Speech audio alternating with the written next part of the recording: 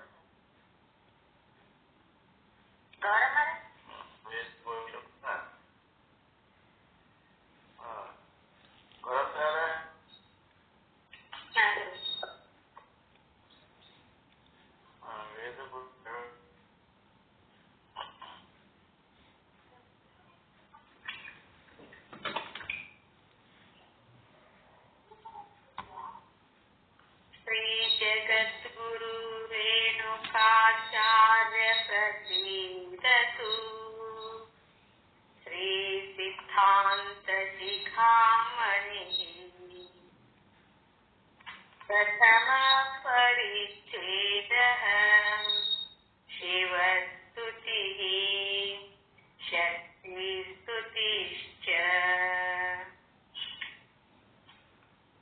त्रैलोक्य संपदालेख्य समुल्लेखन वित्तये सच्चिदानंद रूपाय शिवाय ब्रह्मणे नमः। ब्रह्मेति व्यपदेशस्य विषयं यं प्रचक्षते वेदान्तिनो जगन्मूलम् तं नमामि परं शिवम्। यस्योर्मिबुद्बुदाभासः षट्त्रिंशत्तत्त्वसञ्चयः निर्मलं शिवनामानं तं वन्दे चिन्महोदधिम्। यद्भासा भासते विश्वं यत्सुखेनानुमोदते नमस्तस्मै गुणातीत विभवाय परात्मने। सदाशिवमुखाशेषं तत्त्वोन्वेषविदायिने निष्कलङ्कस्वभावाय नमः शान्ताय शम्भवे। स्वेच्छाविग्रहयुक्ताय स्वेच्छावर्तनवर्तिने स्वेच्छाकृतत्रिलोकाय नमः साम्बाय शम्भवे। यत्र विश्राम्यतीशत्वं स्वाभाविकमनुत्तमम् नमस्तस्मै महेशाय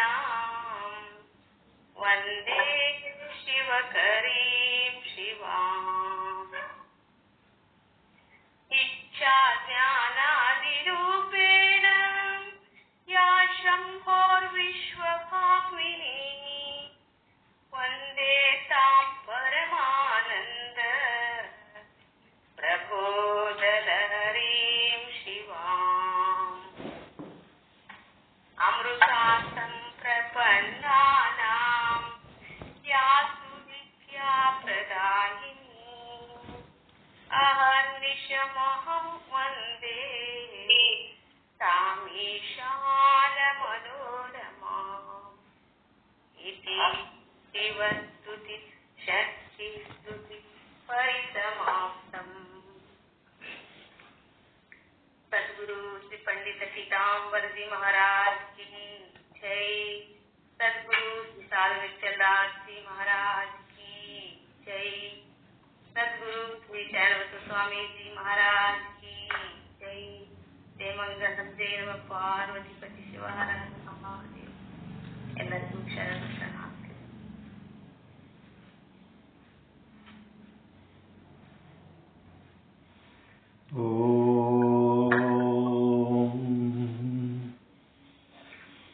ಸದ್ಗುರು ಶ್ರೀ ಶುದ್ಧ ಬ್ರಹ್ಮಣೇ ನಮಃ.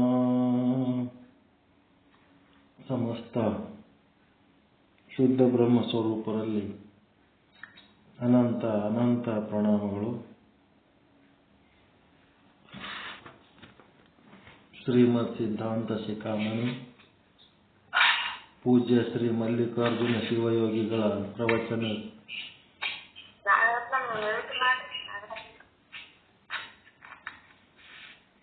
ಆ ಪ್ರವಚನದ ಸಾರ ಸಂಗ್ರಹ ಮಾಡಿ ತಮ್ಮ ಭಾಷೆಯನ್ನ ಕರುಣಿಸಿದಂಥವರು ಶ್ರೀ ಸಿದ್ದೇಶ್ವರ ಸ್ವಾಮೀಜಿಗಳು. ಆ ಒಂದು ಗ್ರಂಥವನ್ನು ಪ್ರಕಟ ಮಾಡಿದವರು ಜಗದ್ಗುರು ಶ್ರೀ ಶಿವರಾತ್ರೀಶ್ವರ ಗ್ರಂಥಮಾಲೆ ಮೈಸೂರು ಇವರು. ಇಲ್ಲಿ ನಾವು ಶಿವಯೋಗಿ ಶಿವಾಚಾರ್ಯರ ಒಂದು ಸಂಗ್ರಹ ಸಿದ್ಧಾಂತ ಶಿಖಾಮಣಿ ಶ್ಲೋಕಗಳು 1330 ಶ್ಲೋಕಗಳದಾವು. 1330 ಶ್ಲೋಕಗಳದಾವು ಇವು. ಆ ಶ್ಲೋಕಗಳ ಪೈಕಿ ಮೊದಲಿನ 12 ಶ್ಲೋಕಗಳು ಶಿವಸ್ತುತಿ ಮತ್ತು ಶಕ್ತಿ ಸ್ತುತಿ ಅಂದರೆ ವೇದಘೋಷ. ಶಿವಸ್ತುತಿಗೆ 7 ಶ್ಲೋಕ, ಶಕ್ತಿ ಸ್ತುತಿಯ 5 ಶ್ಲೋಕ, ಒಟ್ಟ 12 ಶ್ಲೋಕ. ಅದರ ಪೈಕಿ ಈಗ ನಾವು 10ನೇ ಶ್ಲೋಕದಲ್ಲಿ ವಿಚಾರ ಮಾಡ್ತಾ ಇದ್ದೀವಿ. ಈ 10ನೇ ಶ್ಲೋಕದಲ್ಲಿ ಶಿವಾದ್ಯಾದಿ ಸಮುತ್ಪನ್ನ ಶಾಂತ್ಯಾತೀತ ಪರೋತ್ತರಾಂ ಮಾತರಂ ತಾಂ ಶಿವ ಸಮಸ್ತಾನಾಂ ಒಂದೇ ಶಿವಕರೀಂ ಶಿವಾಂ ಅಂದರೆ ಶಿವನಿಂದ ಆವಿರ್ಭವಿಸಿ ಏನದಲ್ಲ ಆ ಶಾಂತ್ಯಾತೀತೋತ್ತರ ಕಲೆಗೂ ಶ್ರೇಷ್ಠರಾದಂಥ ಸಮಸ್ತ ಸರ್ವರ ಮಾತೆಯಾದ ಆ ಶಿವಕರಿ ಅಂದರೆ ಮಂಗಳಪ್ರದಾಯಕ ಸರ್ವಮಂಗಲೆಗೆ ನಮಿಸುತ್ತೇನೆ, ನಮಸ್ಕಾರ ಮಾಡ್ತೇನೆ ಅಂತ. ಪರಶಿವನಲ್ಲಿ ಪರಾಶಕ್ತಿ ಇದೆ. ಅವನಿಗೆ ಅಭಿನ್ನವಾಗಿ ಅವನ ಅಚಲ ಪ್ರಶಾಂತ ಸನ್ನಿಧಿಯಲ್ಲಿ ಲೀಲಾ ವಿಲಾಸಿನಿಯಾದ ಆಕೆ ಪರಿಣಾಮಗೊಳ್ಳುತ್ತಾಳೆ. ಆಕೆಯ ಪ್ರಥಮ ಪರಿಣಾಮವೇ ಭಾಜನ ಶಕ್ತಿ. ಅದಕ್ಕೆ ಪರಾಶಕ್ತಿ ಎಂದು ಕರೆಯುತ್ತಾರೆ. ನಾಮ ಪರಾಶಕ್ತಿ ಅಂತ. ಆ ಒಂದು ಪರಶಿವನಲ್ಲಿರೋದು ಪರಾಶಕ್ತಿ. ಅದನ್ನು ತಿಳ್ಕೊಂಡು ಚರಾಚರ ವಸ್ತು ವಿಶ್ವ ಅನೇಕ ವಿಧ ತತ್ವ ಅಸಂಖ್ಯ ದೇಹಗಳು ಜೀವರು ಅದೇ ಮೂಲ ಪರಾಶಕ್ತಿಯಿಂದ ಮೂಡಿ ಬಂದರು. ಆಕೆ ಶಾಂತಾತೀತೋತ್ತರ ಕೆಳಗಿಂತ ಅತ್ಯಂತ ಸೂಕ್ಷ್ಮ ಶ್ರೇಷ್ಠ. ಆಕೆ ಮಾತೆ. ಈ ವಿಭಿನ್ನ ಕಲೆಗಳು ಆಕೆಯ ಸುತೆಗಳು, ಮಕ್ಕಳಂತ. ಶಾಂತಾತೀತೋತ್ತರ ಕಲೆಯ ಮಕ್ಕಳು. ಎಷ್ಟು ಮಕ್ಕಳದವ ಶಾಂತಾತೀತೋರ ಕಲೆಯ ಮಕ್ಕಳು?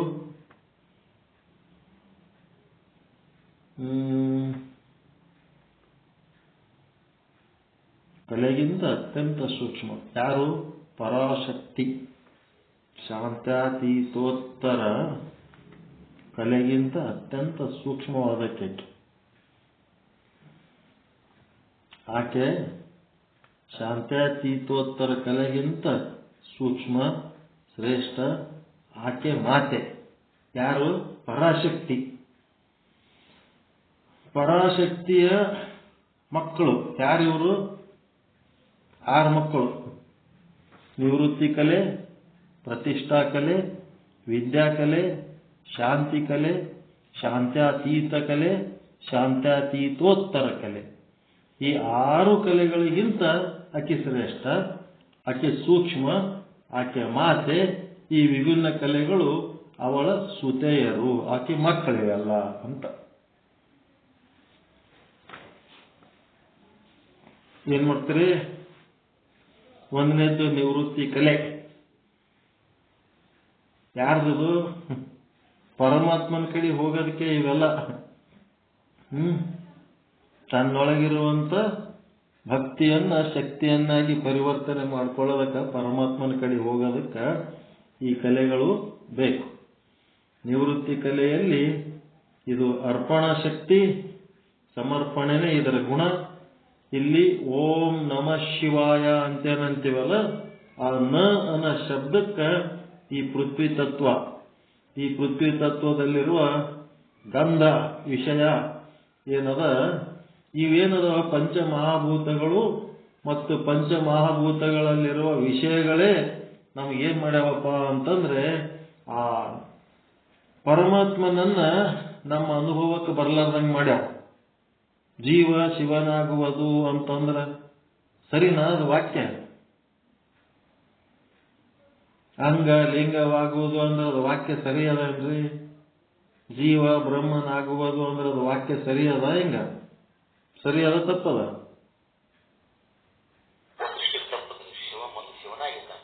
ಮತ್ತ ಜೀವ ಶಿವನಾಗುವುದು ಅಂತಂದ್ರೆ ಶಿವನೇ ಅದನ, ಆಗದೇನ್ ಗೊತ್ತಲ್ಲಿ ಶಿವನೇ ಅದನ. ಆದ್ರೆ ಏನಾಗ್ಯದ? ವಿಸ್ಮೃತಿ ಆಗ್ಯದ. ಅಲ್ಲಿ ತಾನು ಶಿವ ಅನ್ನೋದು ಮರುವಾಗ್ಯದ. ಅದು ಸ್ಮೃತಿಗೆ ಬರ್ಬೇಕಾಗ್ಯದ, ಅನುಭವಕ್ಕೆ ಬರ್ಬೇಕಾಗ್ಯದ. ಅದು ಸಮಸ್ಯೆ ಆಗ್ಯದ. ಇಲ್ಲಿ ಏನು ವಿಸ್ಮೃತಿ ಆಗ್ಯದ ಅಂತಂದ್ರೆ, ಶಿವನಿಗೆ ಏನದೇ ಮರುವಾಗ್ಯದೇನ್ರಿ? ಯಾರಿಗೆ ವಿಸ್ಮೃತಿ ಆಗ್ಯದ? ಜೀವನಿಗೆ. ಆ ಶಿವನನ್ನ ಅರಿಬೇಕಾದಂತ ಜೀವ ಏನಾಯನ? ಆ ಜೀವನಲ್ಲಿ ಅಜ್ಞಾನ.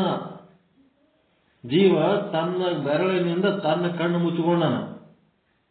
ತನ್ನ ಬೆರಳಿಂದ ಕಣ್ಣಿನ ಮೇಲಿಂದ ತನ್ನ ಬೆರಳ ತೆಗೆದ್ನಂತಂದ್ರ ತನ್ನ ಸ್ವರೂಪ ತನಗೆ ಗೊತ್ತಾಯ್ತು. ಹೀಗಾಗಿ ಶಿವನಲ್ಲಿ ವಿಸ್ಮೃತಿ ಅಲ್ಲ, ಶಿವನೇ ತಾನೆಂದು ಅರಿಯಬೇಕಾದಂತ ಜೀವನಿಗೆ ತನ್ನ ಬಗ್ಗೆ ತನಗೆ ವಿಸ್ಮೃತಿ ಆಗ್ಯದ. ಜೀವನಿಗೆ ನಾ ಬ್ರಹ್ಮ ಅರಿನಿ ಅಂತ ಅರಿಬೇಕಾಗ್ಯದಲ್ಲ, ಆ ಅರಿಯುವಲ್ಲಿ ವಿಸ್ಮೃತಿ ಆಗ್ಯದ. ಅದಕ್ಕೆ ಇಲ್ಲಿ ಏನಾಗಬೇಕಾಗ್ಯದ? ಚಂದ ಹೇಳಕತ್ತಾರ ಅವರು, ಗಂಧ ವಿಷಯ. ಭೂಮಿದು ಒಂದು ಗುಣ ಏನದ? ಗಂಧ. ಆ ಗಂಧ ವಿಷಯ ಏನ್ ಆದ, ಆ ಗಂಧ ವಿಷಯದಲ್ಲಿ ನೀವು ರಾಗ ದ್ವೇಷ ತಳೆಯೋದು ಬಿಡಬೇಕು. ಇಂಥದೇ ವಾಸನೆ ಬೇಕು, ಇಂಥ ವಾಸನೆ ಬೇಡ ಅಂತೇಳಿ ಏನು ರಾಗ ದ್ವೇಷ ತಳಿತಿರಲ್ಲ, ಅದನ್ನ ಏನ್ ಮಾಡ್ಬೇಕು? ನಾವು ನ್ಯೂಟ್ರಲ್ ಮಾಡ್ಕೋಬೇಕು. ಅಂತ ವಾಸನೆನೇ ಇರಬೇಕು, ಇಂಥ ವಾಸನೆ ಇರಬಾರ್ದು, ಹಿಂಗೆಲ್ಲ ನಾವು ಅನ್ನೋದು ಈ ರಾಗ ದ್ವೇಷಗಳು ಅಳಿದ್ರೆ ಅದೇನಾಯ್ತು? ಗಂಧ ವಿಷಯದ ಬಗ್ಗೆ ನಾವು ತಲೆ ಕೆಡಿಸಿಕೊಳ್ಳಿಲ್ಲ ಅಂದ್ರೆ ಆ ಪೃಥ್ವಿನೇ ನಮ್ಮ ವಶದಲ್ಲಿರುವ ಲಕ್ಷಣ. ಇದು ಗಂಧ ಪ್ರಸಾದದ ಮಹಿಮೆ. ನ ಅನ್ನೋ ಶಬ್ದಕ್ಕೆ, ಅಕ್ಷರಕ್ಕೆ. ನೆಕ್ಸ್ಟ್ ಪ್ರತಿಷ್ಠಾ ಕಲೆ. ಅದು ನಿವೃತ್ತಿ ಕಲೆ ಆದ್ಮೇಲೆ ಇದು ಪ್ರತಿಷ್ಠಾ ಕಲೆ. ಇದು ಮ ಅನ್ನೋ ಶಬ್ದ, ನಮಃ ಶಿವಾಯದಾಗ ಮ. ಇಲ್ಲೇನಾಯ್ತು? ನಿಷ್ಠಾಭಕ್ತಿಯನ್ನ ಏನ್ ಮಾಡ್ಕೋಬೇಕಾಗ್ಯದ? ಒಂದು ನಿಷ್ಠಾಭಕ್ತಿ. ಅಲ್ಲಿ ಶ್ರದ್ಧಾಭಕ್ತಿಯನ್ನ ಈ ಕ್ರಿಯೆಯುಳ್ಳ ಪುರುಷನು ಭಕ್ತ, ಇವನು ಸೇವಿಸುವ ಗಂಧವನ್ನು ಘ್ರಾಣೋಪಹಿತ ಚೇತನಕ್ಕೆ ಅಂದ್ರೆ ಆಚಾರ ಲಿಂಗಕ್ಕೆ ಅರ್ಪಿಸುತ್ತಾನೆ. ಈ ಭಕ್ತ ಆದವ ಶ್ರದ್ಧಾ ಭಕ್ತಿಯನ್ನ ಅಂದ್ರೆ ನಿವೃತ್ತಿ ಕಲೆ, ಈ ಕಲೆಯಿಂದ ಏನ್ ಮಾಡ್ತಾನ? ಆಚಾರ ಲಿಂಗಕ್ಕೆ ಅರ್ಪಿಸ್ತಾನ. ಆದ್ದರಿಂದ ಗಂಧ ವಿಷಯ ಸಂಬಂಧದ ರಾಗದ್ವೇಷ ವಿಕಾರಗಳು ಅಡಗುತ್ತವೆ. ಸ್ಮೆಲ್ ಬಂದ ಕೂಡ್ಲೇನೆ ಪರಮಾತ್ಮಗೆ ಸಮರ್ಪಿಸೋದು ಕಲಿಬೇಕು. ರುಚಿ ಬಂದ ಕೂಡ್ಲೇನೆ ಪರಮಾತ್ಮಗೆ ಸಮರ್ಪಿಸೋದು ಕಲಿಬೇಕು. ಈ ಪ್ರತಿಷ್ಠಾ ಕಲೆ ಅಂದ್ರೆ ತನ್ನೊಳಗಿರುವಂತ ನಿಷ್ಠಾಭಕ್ತಿಯನ್ನ ಏನ್ ಮಾಡ್ಬೇಕವ? ಗುರುಲಿಂಗಕ್ಕೆ ಅರ್ಪಿಸಬೇಕು. ಅರ್ಪಣೆ ಮಾಡೋದು. ಗುರುಲಿಂಗ ಅಂತಂದ್ರೆ ನಾಲಿಗೆ ರುಚಿ ನೀವು ಯಾವಾಗ ಅನುಭವಿಸ್ತೀರಿ ಆ ಸಮಯದಲ್ಲಿ ಆ ಪರಮಾತ್ಮನಿಗೆ ಮೊದಲ ಪರಮಾತ್ಮ ನೀ ಅದಿ ಅಂತೇಳಿ ಈ ರುಚಿಯನ್ನು ನಾನು ಅನುಭವಿಸ್ಲಕತ್ತೀನಪ್ಪ, ನಾಲಿಗೆಯಾಗಿ ನೀ ನದಿ ಅಂತ ಈ ರುಚಿ ನನಗೆ ಅನುಭವಿಸ್ಲಿಕ್ಕೆ ಸಾಧ್ಯ ಆಯಿತು ಅಂತ ಈ ರೀತಿ ತಿಳ್ಕೊಂಡು, ಇದು ಧಾರಣ ಶಕ್ತಿ. ಈ ಧಾರಣ ಮಾಡುವುದು ಅಂದರೆ ಕ್ರಿಯೆ. ಈ ಕ್ರಿಯಾಯುಕ್ತ ಪುರುಷನು ಮಹೇಶ್ವರ. ಅವನು ತಾನು ಸ್ವೀಕರಿಸುವ ರಸವನ್ನ ಜಿಹ್ವ ಉಪಹಿತ ಚೇತನ ಅಂದರೆ ಗುರುಲಿಂಗಕ್ಕೆ ಅರ್ಪಣೆ ಮಾಡುತ್ತಾನೆ. ಆದ್ದರಿಂದ ರಸ ವಿಷಯಕವಾದ ರಾಗದ್ವೇಷಗಳು ವಿಕಾರಗಳು ಅವನಲ್ಲಿ ತೋರವು. ಜಲ ಅವನಿಗೆ ವಶವಾಗಿರುತ್ತದೆ. ಇದು ರಸಪ್ರಸಾದದ ಮಹಿಮೆ. ರಸ ಪದಾರ್ಥಗಳು ನಾನಾ ರೀತಿ ಬರ್ತಿರ್ತವ. ಅದರೊಳಗೆ ನನಗೆ ಇಂಥದೇ ರಸ ಬೇಕು, ಇಂಥದೇ ರಸ ಬೇಡ ಅಂತೇಳಿ ನಮಗೆ ರಾಗದ್ವೇಷವಲ್ಲ. ಇವುಗಳನ್ನು ನಾವು ದಾಟಿದೆವು ಅಂತಂದ್ರೆ ಅಲ್ಲೇನಾಗ್ತದ, ಆ ರಸ ಪ್ರಸಾದ ಆಗ್ತದ. ರಸವನ್ನೇ ಪ್ರಸಾದ ಮಾಡ್ಕೊಂಡೆವು ಅಂತಂದ್ರೆ ಆವಾಗ ಏನಾಗ್ತದ, ಆ ಜಲತತ್ವನೇ ಅವನಿಗೆ ವಶ ಆದಂಗ. ಹೆಂಗ್ ಮಾಡ್ತೀರಿ? ರುಚಿ, ಈ ರುಚಿ ಬೇಕು, ಈ ರುಚಿ ಬೇಡ ಅಂತೇಳಿ, ಇದೇ ವಾಸನೆ ಇರಬೇಕು, ಈ ಸ್ಮೆಲ್ ಬೇಕು, ಈ ಸೆಂಟ್ ಬೇಕು, ಆ ಸೆಂಟ್ ಬೇಡ ಅಂತೇಳಿ ಇವೆಲ್ಲ ಏನದವ ಕೆಲವೊಂದು ಇಲ್ಲಿ ನಮ್ಮ ಇಚ್ಛೆಗಳನ್ನೇ ದಾಟಿ ಹೋಗ್ಬೇಕಾಗ್ಯದ. ಮೂರನೇದ್ದೇನದ ವಿದ್ಯಾಕಲೆ. ಇದು ರೂಪ, ಇದೇ ರೂಪ ಹಿಂಗೆ ಇರಬೇಕು ಅಂತೇಳಿ ರೂಪದ ಮೇಲೆ ರಾಗದ್ವೇಷ. ಇಲ್ಲೇನದ ಪ್ರಸಾದಿ ಸ್ಥಲಿ. ಇವನೇನ್ ಮಾಡ್ತಾನ, ವಿವೇಚನಾ ಶಕ್ತಿ. ಇಲ್ಲಿ ತನ್ನ ಜ್ಞಾನ ಶಕ್ತಿಯನ್ನ ನೇತ್ರದ ಉಪಹಿತ ಚೇತನ ಅಂದ್ರೆ ಶಿವಲಿಂಗಕ್ಕೆ ಅರ್ಪಿಸುತ್ತಾನೆ. ಅವನಲ್ಲಿ ರೂಪ ವಿಷಯದ ರಾಗದ್ವೇಷ ಭಾವಗಳು ಏಳುವುದಿಲ್ಲ. ಹೀಗಾಗಿ ಏನಾಯ್ತು, ಅವನಿಗೆ ಅಗ್ನಿ ವಶವಾದ ಲಕ್ಷಣ ಅದು. ಇದು ರೂಪ ಪ್ರಸಾದದ ಮಹಿಮೆ. ನಿಮಗ ಯಾವುದು ಆಗಂಗಿಲ್ಲ, ಯಾವುದು ನಿಮಗ ಆಗ್ತದ, ಯಾವುದು ನೋಡಿದ್ರೆ ನಿಮಗೆ ಆಗ್ತದ ಅದೇ ಭಾವ. ಯಾವುದನ್ನ ನೋಡಿದ್ರೆ ನಿಮಗೆ ಆಗಂಗಿಲ್ಲ ಅದೇನದಲ್ಲ, ನೀವೇನ್ ಮಾಡ್ಬೇಕು, ಕಷ್ಟಪಟ್ಟು ಆ ಯಾವುದು ನೋಡಿದ್ರೆ ನಿಮಗೆ ಆಗ್ತದ ಅದೇ ಭಾವ ತಾಳ್ಬೇಕು. ನನ್ನ ಮುಖ ನೋಡಿದ್ರೆ ನಿಮಗೆ ಆಗಂಗಿಲ್ಲ, ಯಾರ್ದೋ ಮುಖ ನೋಡಿದ್ರೆ ನಿಮಗೆ ಆತಿತ್ತು ಅಂತಂದ್ರೆ ಅವನ ಮುಖ ನೋಡಿದ್ರೆ ನಿಮಗೆ ಹೆಂಗ ಆಗ್ತದ, ಹಂಗೆ ನನ್ನ ಮುಖ ನೋಡಿದ್ರು ನೀವು ಕಷ್ಟಪಟ್ಟು ಆಗಂಗ ಮಾಡ್ಕೋಬೇಕು. ಹೆಂಗದ,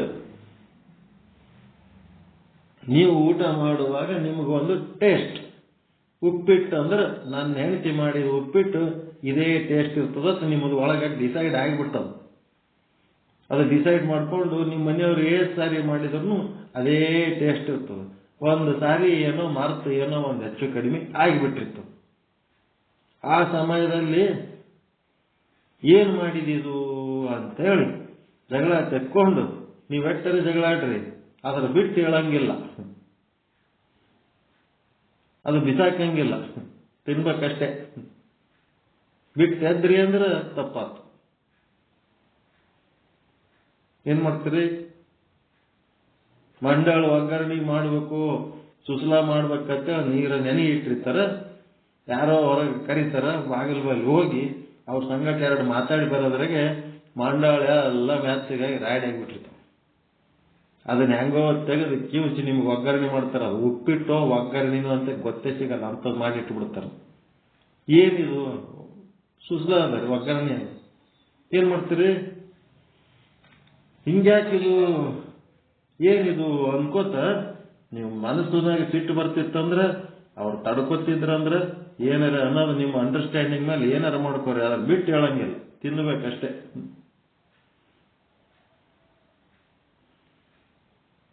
ಯಾವಾಗ ಒಂದು ಮಸಾಲೆ ಹಾಕಿದ್ರು, ಯಾವ ಮಸಾಲೆ ಹಾಕಿದಿ, ಏನ್ ಚಲೋ ಆಗಿಲ್ಲ ನೋಡಿದ್ರಿ, ಟೇಸ್ಟ್ ನಿಮಗೆ ಟೇಸ್ಟ್ ಚಲೋ ಆಗಿರ್ಲಿಕ್ಕಿಲ್ಲ, ಆದರೂ ಸಹಿತ ಅದನ್ನ ಬಿಡಂಗಿಲ್ಲ, ತಿನ್ಬೇಕು. ಸ್ಮೆಲ್ ಸರಿಗಿಲ್ಲ ಅಂದ್ರೂ ತಿನ್ಬೇಕು, ಟೇಸ್ಟ್ ಸರಿಗಿಲ್ಲ ಅಂದ್ರೂ ತಿನ್ಬೇಕು. ಪ್ರಸಾದ ಮಾಡಿ ಕೊಟ್ಟದ್ದು ವಲ್ಲ ಅಂತೇಳಿ ಅದನ್ನ ರಿಜೆಕ್ಟ್ ಮಾಡಂಗಿಲ್ಲ. ದೊಡ್ಡ ರೀತಿ ನೀತಿ ಅದಾವ ಇದ್ರೊಳಗೆ. ಕೆಲವೊಂದು ರೂಪಗಳು ನೋಡಿದ್ರೆ ನಿಮ್ಗೆ ಆಗಂಗಿಲ್ಲ, ಇಂಥವ್ರ ಮುಖ ನೋಡಿದ್ರೆ ನನಗೆ ಆಗಂಗಿಲ್ಲ ನೋಡಿದ ಕೂಡಲೇ ನನ್ನ ತಲೆ ಕೆಡ್ತದ. ಯಾವಾಗ ಈ ಒಂದು ಸಿದ್ಧಾಂತ ಶಿಖಾಮಣಿದು ಈ ಕಲೆಗಳು ಗೊತ್ತಿರಲಿಲ್ಲ ಅಂದ್ರೆ ನಿಮ್ ತಲೆ ಕೆಡ್ತಿತ್ತು. ಈಗ ಕೆಡಬಾರ್ದು.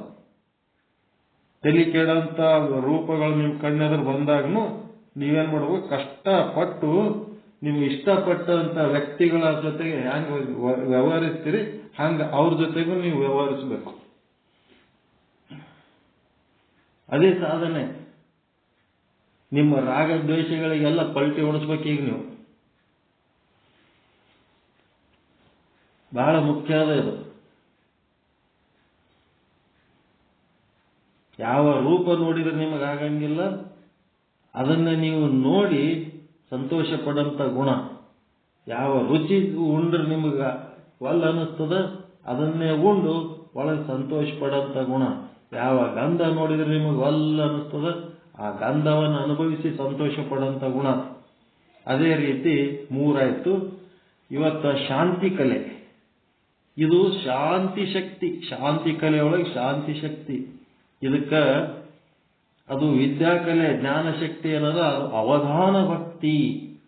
ಅವಧಾನ ಭಕ್ತಿಯನ್ನ ಜ್ಞಾನ ಶಕ್ತಿಯನ್ನಾಗಿ ಮಾಡ್ಕೋಬೇಕು. ಇಲ್ಲೇನದ ಅನುಭಾವ ಭಕ್ತಿ.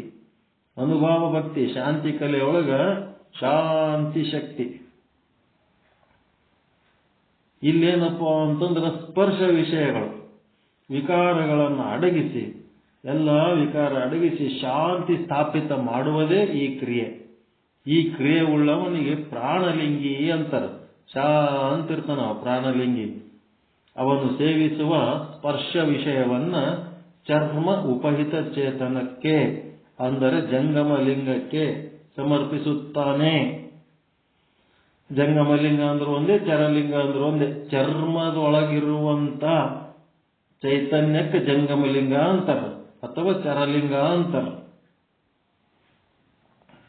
ಆ ಒಂದು ಸ್ಪರ್ಶ ವಿಷಯಕವಾದ ರಾಗದ್ವೇಷಗಳು ಇಲ್ಲವಾಗುತ್ತವೆ.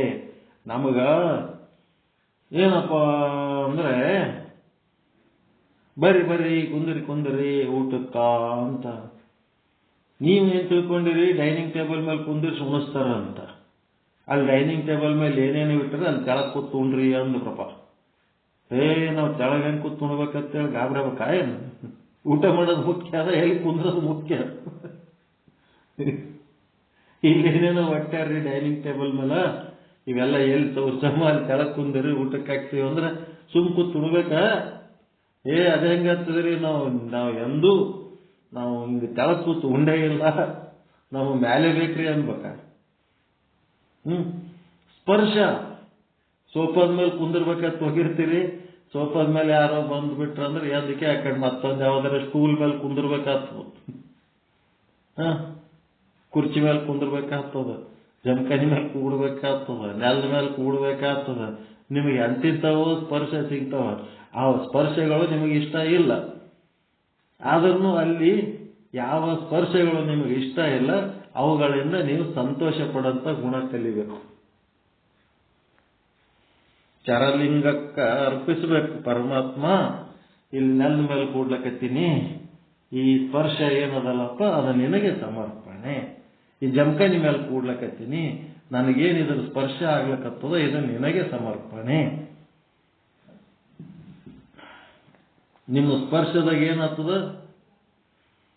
ಬಿಸಿ ಅನ್ನನೇ ಸಿಗ್ತದೇನು? ಒಮ್ಮೊಮ್ಮೆ ಆರಿದ ಅನ್ನ ಸಿಗ್ತದೆ. ನಿನ್ನೊಬ್ಬರು ಮನೆಗೆ ಹೋಗಿದ್ದೆ, ಮುಂಜಾನೆ ರುದ್ರಾಭಿಷೇಕ ಮಾಡ್ಲಕತ್ತಾರ. ಆಕಸ್ಮಿಕವಾಗಿ ಹೋಗಿನಿ, ರುದ್ರಾಭಿಷೇಕ ಮಾಡ್ಲಕತ್ತಾರ. ಅವ್ರೇನು ಹೇಳಿದ್ರು, 12:30 1 ಗಂಟೆಗೆ ಅಡಿಗೆ ಆಗಿರ್ತದ, ಬರ್ರಿ ಊಟ ಮಾಡ್ರಿ, ಪೂಜಾ ನಡೆದದ, ಕೂಡ್ರಿ. ನಮ್ಮದು ಸಂಡೆ ಸತ್ಸಂಗ ಅದ, ನಮ್ಗೆ ಅಲ್ಲಿ ಇಲ್ಲಿ ಹೋಗವಿರ್ತಾವ, ಇನ್ನು ಪೂಜಾ ಕೂಡ್ಲಕ್ ಆಗಂಗಿಲ್ಲ. ನಾವು ಮತ್ತೆ ಮಧ್ಯಾಹ್ನ ಬರ್ಲಕ್ಕಾಗಲ್ಲ. ಸಂಡೆ ಬಿಟ್ಟ ಮನಿ ಅಂದ್ರೆ ಯಾವಾಗ ಹೊಳಿ ಬರ್ತೀವಿ ಗೊತ್ತಿಲ್ಲ. ಹೀಗಾಗಿ ಸಂಜೆಗೆ ಬರೋದು ಗ್ಯಾರಂಟಿ. ಅದಕ್ಕೆ ಸಂಜೆಗೆ 7-8 ಸುಮಾರಿಗೆ ಬರ್ತೀವಿ. ಆಯ್ತು, ಸಂಜೆ 7-8ಕ್ಕೆ ಹೋದ ಹೊತ್ನಾಗ ಅವ್ರೇನ್ ಮಾಡ್ಯಾರ, ಮಧ್ಯಾಹ್ನ ಮಾಡಿ ಇಟ್ಟೈತೆ ಆರಿದ ಅಡಿಗೆ ನೀಡಿದಾರಪ್ಪ. ಏನ್ ಮಾಡ್ಬೇಕು ಅವಾಗ? ನಾವು ಎಂದೂ ಆರಿದನ್ನ ಉಂಡಿಲ್ಲ, ಆರಿದ ಹೋಳಿಗೆ ಉಂಡಿಲ್ಲ ಅಂತ ಹೇಳಿಕೆ ಜಿದ್ದು ಮಾಡ್ಬೇಕ. ಇದನ್ನೇನ್ ಮಾಡ್ಬೇಕು ನಾವು? ಮೊದಲ ಆ ಸ್ಪರ್ಶ ಚಕ್ಷುವನ್ನ ಜಂಗಮಲಿಂಗ ಕರ್ಪಿಸ್ಬಿಡ್ಬೇಕು. ಚರಲಿಂಗಯ್ಯ ಇದು ಆರಿದನ್ನ ನೀನು ಪ್ರಸಾದ ತಗೋ ಅಂತ ಕೊಡ್ಬೇಕಟ. ಅವನಿಗೆ ಅರ್ಪಿಸಿ ಪ್ರಸಾದ ಮಾಡ್ಕೊಂಡು ಉಂಡ್ಬಿಡೋದು.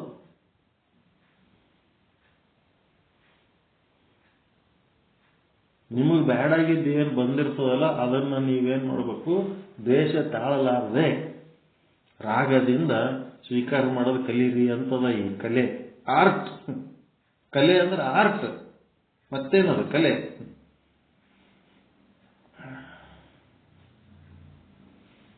ಮತ್ತೆ ಶಾಂತಾತೀತ ಕಲೆ, ಇದೇನದ ಆನಂದ ಭಕ್ತಿ. ಇಲ್ಲೇನದ ಶಬ್ದಕ್ಕೆ ಸಂಬಂಧಪಟ್ಟದ್ದು. ಇದು ನಿರಹಂಕಾರ ಶುದ್ಧಿ ಶಕ್ತಿ. ಇದು ಅಹಂಕಾರ ತೆಗೆದ ನಿರಹಂಕಾರ ಮಾಡಿ ಶುದ್ಧ ಮಾಡುತ್ತದೆ. ಇದು ಅಹಂಕಾರ ನಾಶ ಮಾಡುತ್ತದೆ. ಅಹಂಕಾರ ಮಾಡದೆ ಇದರ ಕ್ರಿಯೆ ಶಾಂತಾತೀತ ಕಲೆ. ಇಲ್ಲೇನದ ಕ್ರಿಯಾಯುಕ್ತನು ಶರಣ. ಇವ ಯಾರು? ಶರಣ ಸ್ಥಳದೊಳಗಿದು ಆಗ ಕೆಲಸ. ಪ್ರಾಣಲಿಂಗಿ ಆದ್ಮೇಲೆ ಶರಣ. ಅವನು ತಾನು ಸೇವಿಸುವ ಶಬ್ದವನ್ನ ಶ್ರೋತ್ರ ಉಪಯುಕ್ತ ಚೇತನಕ್ಕೆ. ಶ್ರೋತ್ರ ಅಂದ್ರೆ ಕಿವಿಗೆ, ಶಬ್ದ ಅಲ್ಲ ಆಕಾಶದ ಗುಣ. ಅವ ಏನ್ ಮಾಡ್ತಾನೆ, ಶಬ್ದವನ್ನ ಏನಾರೆ ಬಾ ಅಂತಪ್ಪ, ಶಬ್ದ ಕೇಳಂತ ಶಬ್ದ ಬರ್ತದ, ಕೇಳಬಾರದು ಶಬ್ದ ಬರ್ತದ, ಮತ್ತೇನ್ ಬರ್ತದ, ಸ್ತುತಿ ಬರ್ತದ, ನಿಂದೆ ಬರ್ತದ, ಚುಗುಲಿ ಬರ್ತವ, ಏನೇನೋ ಬರ್ತಿರ್ತಾವ. ಅವು ಬಂದ ಹೊತ್ನಾಗ ರಾಗ ದ್ವೇಷ ತಾಳಲಾರದೆ ಸುಮ್ಮ ಕೇಳಬೇಕಷ್ಟೆ.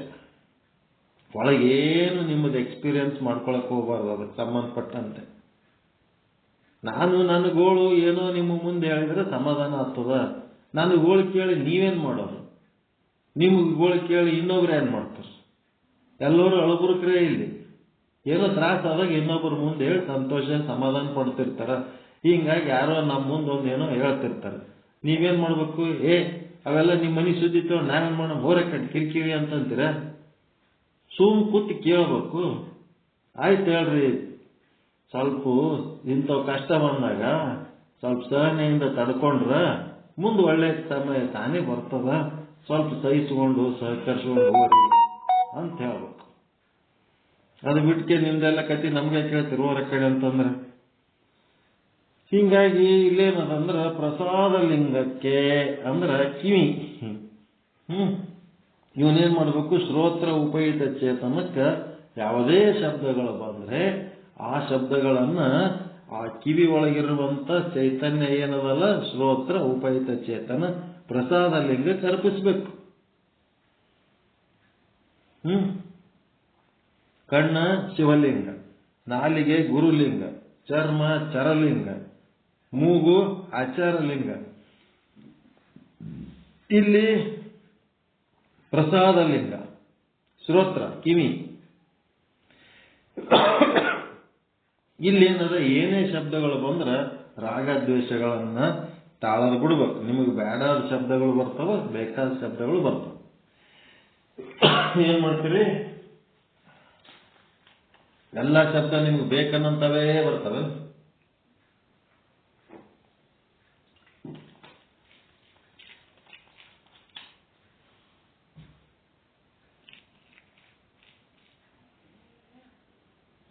ನಿಮ್ಮ ಮನೆ ಎದುರು ಯಾರೋ ಬಂದು ಹುಡುಗರು ಗಲಾಟೆ ಮಾಡ್ತಿರ್ತಾವ, ನಿಮ್ಗದು ಬೇಕಾಗಿಲ್ಲ.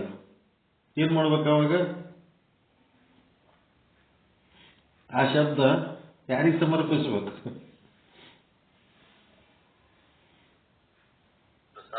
ಪ್ರಸಾದ ಲಿಂಗಕ್ಕೆ ಸಮರ್ಪಿಸ್ಬಿಡ್ಬೇಕು. ಲಿಂಗಯ್ಯ, ಏನ್ ಮನೆ ಮುಂದೆ ಬಂದು ಹುಡುಗರು ಯಾವ ಗಲಾಟೆ ಮಾಡ್ಲಕತ್ತಾವ, ಇದು ನಿಂದೆ ನೋಡಪ್ಪ ಅಂತೇಳಿ ಮೊದಲ ಪ್ರಸಾದ ಲಿಂಗಕ್ಕೆ ಸಮರ್ಪಿಸಿ ನೀವೇನ್ ಮಾಡ್ಬೇಕು? ಹೋದ ಲಿಂಗಕ್ಕೆ ಸಮರ್ಪಿಸಿದ ಕೂಡಲೇ ನಿಮಗೇನಾಗ್ತದ?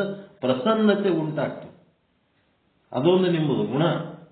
ಏನೇ ಶಬ್ದ ಕೇಳಿದಾಗ ಪ್ರಸನ್ನತೆ, ಅದು ನಿಮಗೆ ಬೇಕಾಗಿರ್ಬೋದು, ಬ್ಯಾಡಾಗಿರ್ಬೋದು. ಏನೇ ಗಂಧ ಬಂದಾಗ ನಿಮಗೆ ಪ್ರಸನ್ನತೆ. ಯಾಕಂದ್ರೆ ಆ ಪದಾರ್ಥವನ್ನ ಲಿಂಗಕ್ಕೆ ಸಮರ್ಪಿಸಿ ಪ್ರಸಾದ ಮಾಡ್ಕೋತೀರಲ್ಲ, ಆ ಪ್ರಸಾದದೊಳಗೆ ನಿಮಗೆ ಪ್ರಸನ್ನತೆ ಉಂಟಾಗಿ ನೀವು ನಕ್ಕೋತ್ ಮಾತಾಡ್ತೀರಿ. ನಿಮಗೆ ಬೇಡಾದ ಶಬ್ದ ಸ್ಪರ್ಶ ರೂಪ ರಸಗಳ ಗಂಧಗಳು ಬಂದಾಗ್ಯೂ ಕೂಡ ಅವಾಗಲೂ ನೀವು ನಕ್ಕೋತೆ ಅಂದ್ರೆ ಡೀಲ್ ಮಾಡ್ತೀರಿ. ನೀವು ನಕ್ಕೋತ ಡೀಲ್ ಮಾಡಿಲ್ಲ ಅಂತಂದ್ರೆ ಅದು ಪದಾರ್ಥ ರೂಪದಾಗ ನೀವು ಸ್ವೀಕರಿಸಿರಿ ಅಂತ. ಕೆಲವೊಬ್ಬರಿಗೆ ನೋಡ್ರಿ, ನೀವು ಎಷ್ಟು ಬೈದ್ರೂ ಅವರು ಪ್ರಸಾದ ರೂಪದಲ್ಲಿ ತಗೋತಿರ್ತಾರೆ, ಏನು ಸಿಟ್ಟಿಗೆ ಬರಂಗಿಲ್ಲ ಅವರು.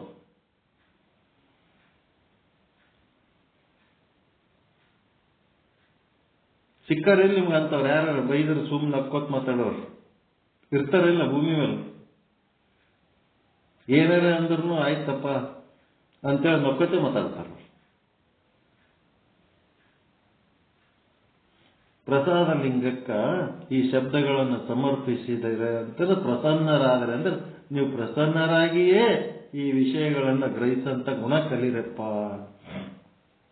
ಪ್ರಸಾದ ಮಾಡಿಕೊಂಡು ಇದಕ್ಕೊಂದು ಕಲೆ. ಮುಂದೇನಾಯ್ತು? ಶಾಂತ್ಯಾತೀತೋತ್ತರ ಕಲೆ. ಇವೆಲ್ಲ ಇದು ಶಬ್ದ ಸ್ಪರ್ಶ ರೂಪ ರಸ ಗಂಧ ಆದ್ಮೇಲೆ ಇದು ಓಂ ಅನ್ನೋದು ಶಾಂತ್ಯಾತೀತೋತ್ತರ ಕಲೆ 6ನೇದ್ದು. ಇದು ನಿಶ್ಶಬ್ದ, ಸ್ತಬ್ಧ ಇರ್ತದೆ, ಇಲ್ಲಿ ಏನ್ ಸೌಂಡ್ ಇಲ್ಲ, ನಿರ್ವಿಕಾರ ನಿರ್ಮಲ. ಅವೇನು ವಿಷಯಗಳೇನವಲ್ಲ, ಆ ಶಬ್ದ ಸ್ಪರ್ಶ ರೂಪ ರಸಗಂಧ ಅವು ಯಾವ ವಿಷಯಗಳಿಲ್ಲ, ಇಲ್ಲಿ ನಿರ್ವಿಷಯ, ಏನೇನು ಇಲ್ಲ. ಇದು ನಿರ್ವಿಕಾರ. ಎಲ್ಲ ವಿಕಾರಗಳನ್ನು ಕೆಡಿಸಿಕೊಂಡು ಏನಾಗ್ತದೆ, ಇದು ನಿರಾಕಾರವಾದಂಥ ಒಂದು ಸ್ಥಿತಿ ಒಳಗಿರ್ತದೆ. ಈ ಕ್ರಿಯಾಯುಕ್ತ ಪುರುಷನು ಐಕ್ಯಸ್ಥಲಿ, ಇವನೊಳಗೆ ಏನು ವ್ಯತ್ಯಾಸ ಇಲ್ಲ. ಪರಮಾತ್ಮನಲ್ಲಿ ಬೆರಿಬೇಕಾದ್ರೆ ಪರಮಾತ್ಮನಾಗೆ ಬೆರೆತು ಬಿಟ್ಟಿರ್ತಾನೆ ಎಲ್ಲ ವಿಷಯಾಸಕ್ತಿಗಳನ್ನು ಕಳ್ಕೊಂಡು. ಅಂದ್ರೆ ಏನಾಗ್ಯಾನ, ತನ್ನ ಅಂತಃಕರಣ ಉಪಯುಕ್ತ ಚೇತನಕ್ಕೆ ಈ ಎಲ್ಲ ವಿಷಯಗಳನ್ನ ಏನ್ ಮಾಡ್ಕೊಂಡನ ಅವನು ಪ್ರಸಾದ ಮಾಡಿದಾಗ ಅವನು ಏನಾಯ್ತು, ಪದಾರ್ಥ ರೂಪದಲ್ಲಿ ಬಂದಂತ ಶಬ್ದ ಸ್ಪರ್ಶ ರೂಪ ರಸ ಗಂಧಗಳನ್ನ ಅವನು ಲಿಂಗಕ್ಕೆ ಸಮರ್ಪಿಸಿ ಪ್ರಸಾದ ಮಾಡಿ ಆ ಪ್ರಸಾದವನ್ನು ಸ್ವೀಕರಿಸಿದಾಗ ಅವನಿಗೇನಾಯ್ತು, ಪ್ರಸಾದ ಸ್ವೀಕರಿಸಿದ್ರೆ ಸಂತೃಪ್ತಿ ಆಗ್ತದ. ಸಂತೃಪ್ತಿ.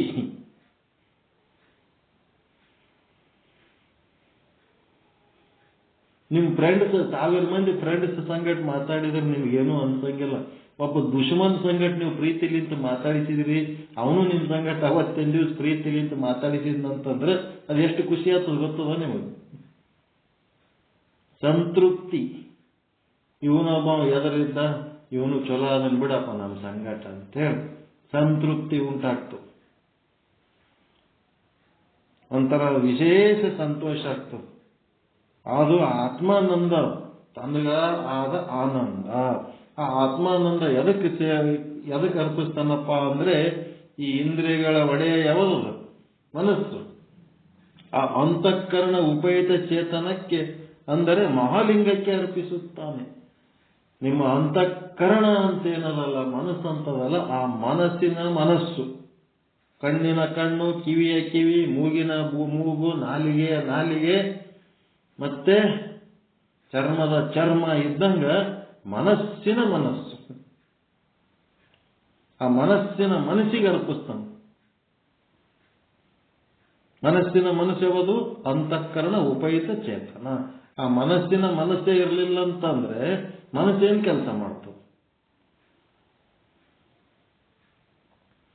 ಆ ಅಂತಃಕರಣ ಉಪಯುಕ್ತ ಚೇತನನೇ ಮಹಾಲಿಂಗ. ನಿಮ್ಮಲ್ಲಿ ಅಂತಃಕರಣ ಅದ ಇಲ್ಲ?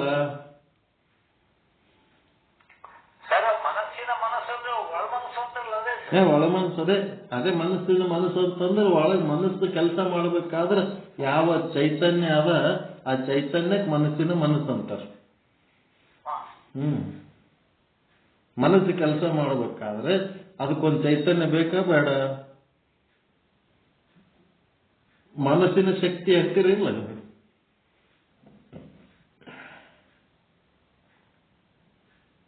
ಆ ಮನದ ಮನ, ಕಣ್ಣಿನ ಕಣ್ಣು. ಆ ಕಣ್ಣಿನ ಕಣ್ಣು ಇರಲಿಲ್ಲ ಅಂದ್ರೆ ಕಣ್ಣು ಕಾಣಂಗಿಲ್ಲ. ಮನಸ್ಸಿನ ಮನಸ್ಸು ಇರಲಿಲ್ಲ ಅಂತಂದ್ರೆ ಸಂಕಲ್ಪ ವಿಕಲ್ಪ ಮಾಡಂಗಿಲ್ಲ.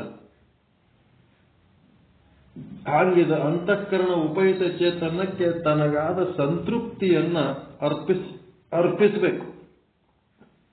ಇಲ್ಲೇನಾಗ್ತದ, ಪ್ರಕೃತಿ ಸಂಬಂಧದ ಎಲ್ಲಾ ವಿಕಾರಗಳು ಕಳ್ಕೊಂಡು ಹೋಗ್ಬಿಡ್ತಾವ.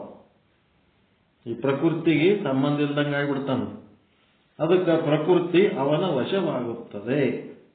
ಇದು ಏನದಂದ್ರ ತೃಪ್ತಿ ಪ್ರಸಾದದ ಮಹಿಮೆ. ಶಬ್ದ, ಸ್ಪರ್ಶ, ರೂಪ, ರಸ, ಗಂಧ ಆದ್ಮೇಲೆ ಇದು 6ನೇದ್ದೇನು ತೃಪ್ತಿ ಪ್ರಸಾದ, ಸಂತೃಪ್ತಿ ಪ್ರಸಾದ. ಹಿಂಗ ಇವು 6 ಕಲೆಗಳು ಏನದವಲ್ಲ, ಈ 6 ಕಲೆಗಳಿಗಿಂತ ಸೂಕ್ಷ್ಮ ಯಾವುದು? ಪರಾಶಕ್ತಿ. ಪರಶಿವನಲ್ಲಿರುವ, ಪರಬ್ರಹ್ಮನಲ್ಲಿರುವ ಪರಾಶಕ್ತಿ ಎಷ್ಟಪ್ಪ ಅಂದ್ರ ಈ 6 ಕಲೆಗಳಿಗಿಂತ ಸೂಕ್ಷ್ಮ, ಸೂಕ್ಷ್ಮಾತಿ ಸೂಕ್ಷ್ಮ, ಉತ್ತರೋತ್ತರ ಸೂಕ್ಷ್ಮ. ಉತ್ತರೋತ್ತರ ಸೂಕ್ಷ್ಮ ಅಂದ್ರೆ ಒಂದಕ್ಕಿಂತ ಒಂದು ಸೂಕ್ಷ್ಮ ಇವು. ಪೃಥ್ವಿಗಿಂತ ಜಲ ಸೂಕ್ಷ್ಮ, ಜಲದಕ್ಕಿಂತ ಅಗ್ನಿ ಸೂಕ್ಷ್ಮ, ಅಗ್ನಿಗಿಂತ ವಾಯು ಸೂಕ್ಷ್ಮ, ವಾಯುಗಿಂತ ಆಕಾಶ ಸೂಕ್ಷ್ಮ, ಆಕಾಶಕ್ಕಿಂತ ಈ ಶಾಂತಾತೀತೋತ್ತರ ಏನದಲ್ಲ ಅದು ಸೂಕ್ಷ್ಮ ಮಾಯೆ. ಅದಕ್ಕಿಂತ ಇದು ಪ್ರಕೃತಿ ಅಂತ ಮೂಲ ಏನದಲ್ಲ ಅದು ಅವೆಲ್ಲದಕ್ಕಿಂತ ಸೂಕ್ಷ್ಮ. ಉತ್ತರೋತ್ತರ ಅಂದ್ರೆ ಒಂದಕ್ಕಿಂತ ಒಂದು ಸೂಕ್ಷ್ಮದಲ್ಲಿ. ಈ ಉತ್ತರೋತ್ತರ ಸೂಕ್ಷ್ಮ ಶುದ್ಧವಾಗಿದೆ, ಮತ್ತದೇನದ ಶುದ್ಧವಾಗಿದೆ. ಈ 6ರ ಜನನಿಯಾದ ಭಾಜನ ಶಕ್ತಿಯು ಪರಮ ಸೂಕ್ಷ್ಮ. ಪರಮಾತ್ಮನ ಜೊತೆಗೆ ಇದ್ದುದಕ್ಕೆ ಅದಕ್ಕೆ ಭಾಜನ ಶಕ್ತಿ ಅಂತಾರ. ಪರಮ ಶುದ್ಧ. ಅವಳಿಗೆ ಶಿವಕರಿ, ಶಾಂಕರಿ, ಸರ್ವಮಂಗಲ ಎಂಬ ಅಭಿಧಾನಗಳಿವೆ. ಅಸ್ಮಿ ಪ್ರಕಾಶೇ ನಂದಾಮಿ ಅಂದ್ರೆ ನಾನು ಇರುತ್ತೇನೆ, ಪ್ರಕಾಶಿಸುತ್ತೇನೆ, ಆನಂದ ಪಡುತ್ತೇನೆ. ಈ 3 ಭಾವ ಸ್ಫುರಣಗಳು ಪರಮಾತ್ಮನಲ್ಲಿ ಭಾಜನ ಶಕ್ತಿಯ ಮೂಲಕವೇ ಉದಿಸುತ್ತದೆ. ಅಸ್ಮಿ ಅಂದ್ರ ಇದ್ದೇನೆ. ಪರಮಾತ್ಮನಿಗೆ ಇದ್ದೇನೆ ಅನ್ನೋದನ್ನು ಗೊತ್ತಿಲ್ಲ ಅವನಿಗೆ. ಇದ್ದೇನೆ ಅನ್ನೋದು ಸಹಿತ ಈ ಒಂದು ಭಾಜನ ಶಕ್ತಿಗಿಂತ ಆಗ್ತದ. ನಾನು ಪ್ರಕಾಶಿಸುತ್ತಿದ್ದೇನೆ ಅಂದ್ರ ಎಲ್ಲವನ್ನ ತಿಳಿತಾ ಇದ್ದೇನೆ, ಮತ್ತ ಎಲ್ಲ ರೂಪ ನಾನೇ ಆಗ್ತಾ ಇದ್ದೇನೆ ಅಂತನೂ ಪರಮಾತ್ಮನಿಗೆ ತಿಳಿಬೇಕಾದ್ರೆ ಈ ಭಾಜನ ಶಕ್ತಿನೇ ಬೇಕು. ನಾನು ಆನಂದ ಪಡ್ತೀನಿ ಅನ್ನೋದು ಸಹಿತ ಅವನಿಗೆ ಗೊತ್ತಿಲ್ಲ. ಆ ಆನಂದ ಪಡ್ತೀನಿ ಅನ್ನೋದಕ್ಕೆ ಸಹಿತ ಈ ಭಾಜನ ಶಕ್ತಿಲಿಂತೆ ಆಗ್ತದೆ. ಸತ್ ಚಿತ್ ಆನಂದ. ಚಿತ್ ಅಂದ್ರೆ ಪ್ರಕಾಶಿಸುತ್ತೇನೆ, ಸತ್ ಅಂತಂದ್ರೆ ಇದ್ದೇನೆ, ಮತ್ತೆ ಆನಂದ ಪಡುತ್ತಿದ್ದೇನೆ. ಸತ್ ಚಿತ್ ಆನಂದ, ನಾನು ಸತ್ ಚಿತ್ ಆನಂದನಿದ್ದೇನೆ ಅಂತೇಳಿ ಆ ಬ್ರಹ್ಮನಿಗೆ, ಶಿವನಿಗೆ ಅನುಭವ ಯಾರ ಮೂಲಕ ಆಗ್ತದ? ಈ ಭಾಜನ ಶಕ್ತಿ ಮೂಲಕನೇ ಆಗ್ತದೆ. ನಾನು ಸದ್ರೂಪ ಬ್ರಹ್ಮ, ನಾ ಚಿದ್ರೂಪ ಬ್ರಹ್ಮ, ನಾ ಆನಂದ ರೂಪ ಬ್ರಹ್ಮ ಅನ್ನೋದು ಅದು ಸಹಿತ ಅವನಲ್ಲಿ ಇಲ್ಲ. ಅದೂ ಇಲ್ಲ. ಅದು ಇಲ್ಲದ್ದು ಈಗ ಏನ್ ಮಾಡ್ತಾಳೆ? ಇದ್ದಂಗೆ ಮಾಡ್ತಾಳೆ. ಸದ್ರೂಪ, ಚಿದ್ರೂಪ, ಆನಂದ ರೂಪ ಅದು ಅನುಭವಕ್ಕೆ ಬರಂಗ ಮಾಡ್ತಾಳೆ. ಅದೆಂತ ನಿರ್ವಾಹಕ ಶಕ್ತಿ ಅದು ನೋಡ್ರಿ. ಪರಮಾತ್ಮ ಏನೇನು ಇಲ್ಲದ ಅವನಿಗೆಲ್ಲ ಇರಲಿಂತೆ ಆತು.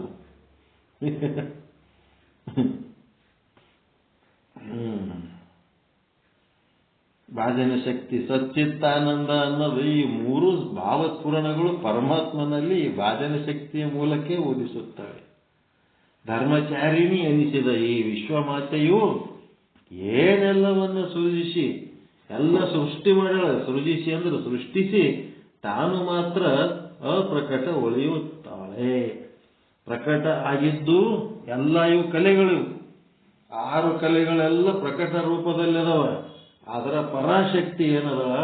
ಅಕ್ಕಿ ಅಪ್ರಕಟ ರೂಪದಾಗದಳ, ನಿರಾಕಾರ ರೂಪದಾಗದಳ. ಎಲ್ಲವನ್ನೂ ಪರಮಾತ್ಮ ರಚಿಸಿದ ಎಂಬ ಭಾವ ಉಂಟು ಮಾಡುತ್ತಾಳೆ. ಆಕಿನೇ ಎಲ್ಲ ಸೃಷ್ಟಿ ಮಾಡಿ ಏನ್ ಮಾಡ್ತಾಳ? ಪರಮಾತ್ಮ ರಚಿಸ್ಯಾನ ಅಂತ ಹೇಳಂಗ ಮಾಡ್ತಾಳ. ನಮ್ಮೊಳಗ ಇದೆಲ್ಲ ಪರಮಾತ್ಮನ ಸೃಷ್ಟಿ ಅನ್ನಂಗ ಮಾಡ್ತಾಳ. ನಿಮ್ಮ ಅಪ್ಪ ತಂದನ ಅಂಗಿ ಅದ ಅಂತದಿಲ್ರಿ ಮನೆಗೆ ಹೆಣ್ಮಕ್ಳು. ಹಂಗ ಇದು ಪರಮಾತ್ಮನೇ ಸೃಷ್ಟಿ. ಮಕ್ಕಳಿಗೆ ಹೆಂಗ್ ಹೇಳ್ತಿರ್ತಾವ? ತನ್ನ ಗಂಡ ತಂದದ್ದನ್ನ ನಿಮ್ಮಪ್ಪ ತಂದನ, ನಿಮ್ಮಪ್ಪ ಹಂಗಂತಾನ, ನಿಮ್ಮಪ್ಪ ಹಿಂಗಂತಾನ ಅನ್ನೋದು ಎಲ್ಲ ಭಾವನೆಗಳ ಮಕ್ಕಳ ಮನಸ್ಸಿನಾಗ ಯಾವ ರೀತಿ ಆ ತಂದೆಯ ಬಗ್ಗೆ ಒಂದು ಒಳ್ಳೆಯ ಗೌರವ ಪ್ರೀತಿ ಉಂಟು ಮಾಡ್ತಾಳೋ ಆ ಕೆಲಸ ಈಕಿ ಪರಾಶಕ್ತಿ ಮಾಡ್ತಾಳ. ಇದೆಲ್ಲ ಪರಮಾತ್ಮನ ಸೃಷ್ಟಿ ಅನ್ನೋದು ಭಾವ ಉಂಟು ಮಾಡಕ್ಕಿನೇ ಆಕಿನೇ. ಇಂಗಡಲೊಳಿಂಪು ಬೆಳದಿಂಗಳೊಳು ತಂಪು ಕುಸುಮಂಗಳೊಳು ಕಂಪು ಬೆರೆತಂತೆ. ಏನಪ್ಪ ಇಂಗಡಲೊಳು ಇಂಪು ಅಂತ, ಇಂಗಳ ಅಂತ ಗೊತ್ತಾಗಲ್ಲ. ಬೆಳದಿಂಗಳೊಳು ತಂಪು ಅಂದ್ರೆ ಅದು ಗೊತ್ತಾಯ್ತು, ಕುಸುಮಂಗಳು ಕಂಪು ಗೊತ್ತಾಯ್ತು. ಇಂಪು ಅಂತಂದ್ರೆ ಇಂಗಡಲೊಳು ಇಂಪು ಅಂದ್ರೆ ಏನು ಸ್ವಲ್ಪ ತೆಗೆದು ನೋಡ್ಬೇಕು. ಪರಮದೇವನಿಗೆ ನೆಲೆಸಿದ ಮಹಾದೇವಿ, ಈ ಮಹಾದೇವಿ ಆ ಪರಮದೇವನಲ್ಲಿ ನೆಲೆಸಿದ ಈ ಮಹಾದೇವಿಗೆ, ಪವಿತ್ರ ಶಾಂಕರಿಗೆ, ಸರ್ವಕಲಾತೀತ ಮಹಿಮೆ ಮಹಾಮಹಿಮೆಗೆ ವಂದನೆ ವಂದನೆ ಅಂತ ಹೇಳಕತ್ತಾರೆ.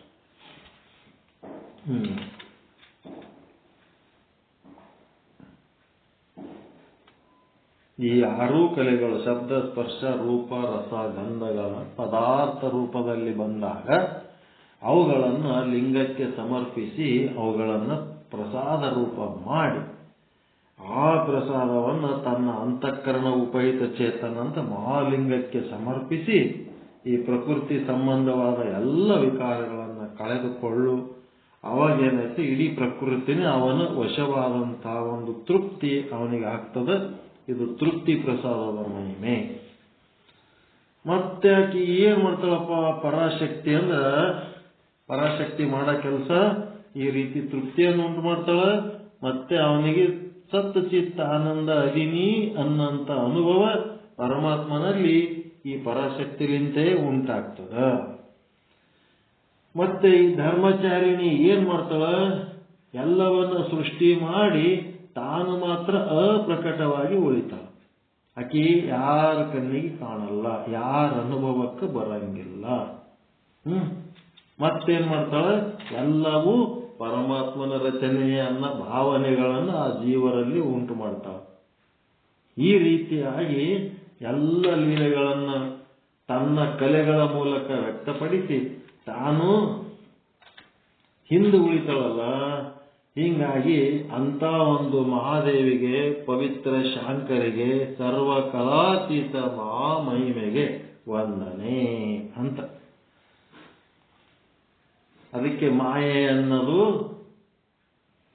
ನಿಂದನಾರ್ಹ. ಎಲ್ಲಿ ಮಾಯೆಗೆ ಬೈತರು.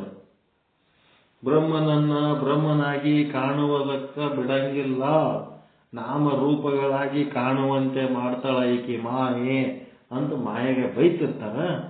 ಎದ್ರಾಗ ಅದ್ವೈತಿಗಳು, ಶಕ್ತಿ ವಿಶಿಷ್ಟ ಅದ್ವೈತಿಗಳು ಏನ್ ಮಾಡ್ತಾರ, ಆ ಮಾಯೆಗೆ ತಾಯಿ ಅಂತ ಈ ರೀತಿ ಗೌರವ ಕೊಡ್ತಾರ.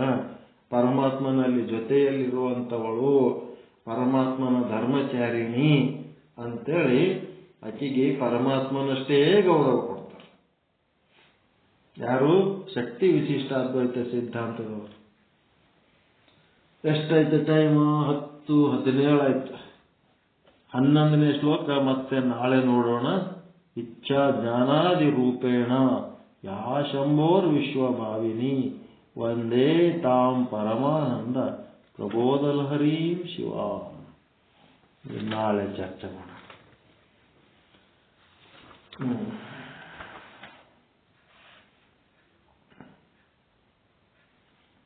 ಅದಕ್ಕೇನ್ ಮಾಡಬೇಕು, ಈ ಒಂದು ಕಲೆಗಳನ್ನ ಕಲಿತು ಕಲೆಗಳ ಜೀವನದಲ್ಲಿ ಅಳವಡಿಸ್ಕೋಬೇಕಪ್ಪ. ಶಬ್ದ ಸ್ಪರ್ಶ ರೂಪ ರಸ ಗಂಧಗಳನ್ನ ಆಯಾ ಇಂದ್ರಿಯಗಳಲ್ಲಿರುವ ಲಿಂಗಗಳಿಗೆ ಸಮರ್ಪಿಸಿ, ಕಣ್ಣಿನಲ್ಲಿರೋದು ಯಾವ ಲಿಂಗ? ಶಿವಲಿಂಗ. ಕಿವಿ ಒಳಗಿರೋದು ಪ್ರಸಾದ ಲಿಂಗ, ಮೂಗಿನೊಳಗಿರೋದು ಆಚಾರ ಲಿಂಗ, ನಾಲಿಗೆ ಒಳಗಿರೋದು ಗುರುಲಿಂಗ, ಚರ್ಮದೊಳಗಿರೋದು ಚರಲಿಂಗ ಅಥವಾ ಜಂಗಮ ಲಿಂಗ. ಆ ಶಬ್ದ ಸ್ಪರ್ಶ ರೂಪ ರಸಗಂಧ ಈ ಜಗತ್ತಿನೊಳಗ ಕಂಟಿನ್ಯೂ ಬರ್ತಾನೇ ಇರ್ತವ. ಬಂದ ಹೊತ್ನಾಗ ಅವುಗಳನ್ನು ನೀವು ಪದಾರ್ಥ ರೂಪದಲ್ಲಿ ಸ್ವೀಕರಿಸಿ ಉದ್ರೇಕಗೊಳ್ಳದೆ ನೀವೇನ್ ಮಾಡಬೇಕು, ವ್ಯಗ್ರಗೊಳ್ಳದೆ ಆ ಲಿಂಗಕ್ಕೆ ಸಮರ್ಪಿಸಬೇಕು. ಲಿಂಗಯ್ಯ ಇದೇನ ಭಕ್ತ ನೋಡಪ್ಪ, ಶಬ್ದ ಸ್ಪರ್ಶ ರೂಪ ರಸಕರ್ಣ, ಅದಕ್ಕೆ ಸಮರ್ಪಿಸಿ ಏನ್ ಮಾಡಬೇಕು, ಪ್ರಸಾದ ರೂಪದಲ್ಲಿ ಅದನ್ನು ಸ್ವೀಕಾರ ಮಾಡಬೇಕು. ಅಂತಂದ್ರೆ ಅವ್ರ ಸಂಗಡ ಗುದ್ದಾಡಕ್ಕೆ ಹೋಗಬೇಡ, ಸಂತೋಷದಲ್ಲಿಂತ ಡೀಲ್ ಮಾಡು ಅಂತ. ನಕ್ಕೋತ್ ಮಾತನಾಡು, ಮಾರಿ ಕೇಳಿಸಿ ಜಗಳ ಮಾಡಕ್ಕೆ ಹೋಗಬೇಡ, ಪ್ರಸನ್ನನಾಗಿ ವರ್ತಿಸು. ಈ ಎಲ್ಲ ಶಬ್ದ ಸ್ಪರ್ಶ ರೂಪ ರಸಗಂಧ ಬಂದಾಗ ಆವಾಗ ಏನಾಗ್ತದ, ಪ್ರಸಾದವನ್ನಾಗಿ ಮಾಡಿ ಸ್ವೀಕಾರ ಮಾಡಿದಾಗ ನಿನ್ನೊಳಗೊಂದು ಪ್ರಸನ್ನತೆ ಉಂಟಾಗ್ತದ.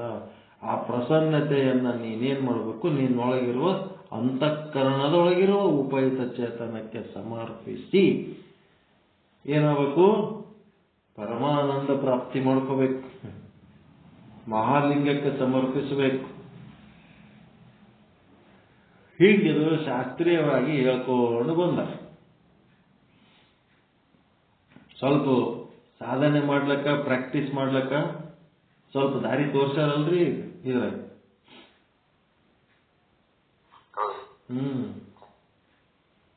ದಾರಿ ತೋರ್ಸಾರ ಚಂದ. ಮತ್ತೆ ಏನ್ ಚರ್ಚೆ ಮಾಡ್ಬೇಕ್ರೆ, ಸೂಕ್ಷ್ಮ ಶರೀರ ಅಂದ್ರೆ ಏನಂತೀರಿ?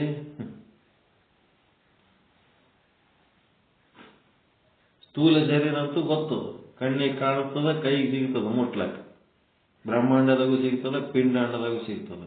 ಆದ್ರೆ ಸೂಕ್ಷ್ಮ ಶರೀರ ಅಂದ್ರೆ ಯಾವ್ದಕ್ಕಂತೀರಿ?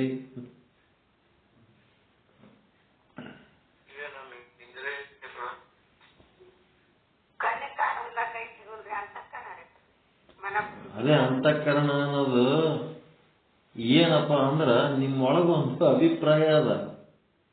ಏನದ ಅಂದ್ರ ಆ ಸ್ಥೂಲ ಶರೀರನೇ ನಾನು, ಪಿಂಡಾಂಡದೊಳಗಿರುವ ಸ್ಥೂಲ ಶರೀರ ನಾನು, ಬ್ರಹ್ಮಾಂಡದೊಳಗಿರುವ ಸ್ಥೂಲ ಶರೀರ ನನ್ನದು. ಬ್ರಹ್ಮಾಂಡದೊಳಗಿರುವಂತಹ ಪೃಥ್ವಿ ಅವು ಏನೇನದವಲ್ಲ ವಸ್ತು, ಪೃಥ್ವಿಯಿಂದ ಆದ ವಸ್ತುಗಳವೆಲ್ಲ ನಾನು, ಮತ್ತು ಪಿಂಡಾಂಡದೊಳಗಿರುವ ಸ್ಥೂಲ ಶರೀರನೇ ನಾನು. ಈ ಅಭಿಪ್ರಾಯನೇ ನಿಮ್ಮ ಸೂಕ್ಷ್ಮ ಶರೀರ. ಈ ನಾನು ನನ್ನದನ್ನು ಬಿಟ್ಟರೆ ಅದ್ರಲ್ಲಿ ಸೂಕ್ಷ್ಮ ಶರೀರನೇ ಇಲ್ಲ.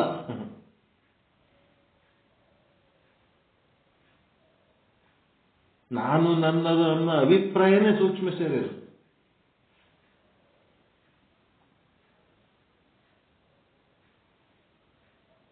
ಈ ಸ್ಥೂಲ ಶರೀರನೇ ನಾನು ಅನ್ನೋದು, ಈ ಸ್ಥೂಲ ಪ್ರಪಂಚದೊಳಗಿರುವ ವಸ್ತುಗಳೆಲ್ಲ ನನ್ನವು ಅನ್ನೋದು, ಇದೇ ನಿಮ್ಮ ಸೂಕ್ಷ್ಮ ಶರೀರದ ಒಂದು ಲಕ್ಷಣ.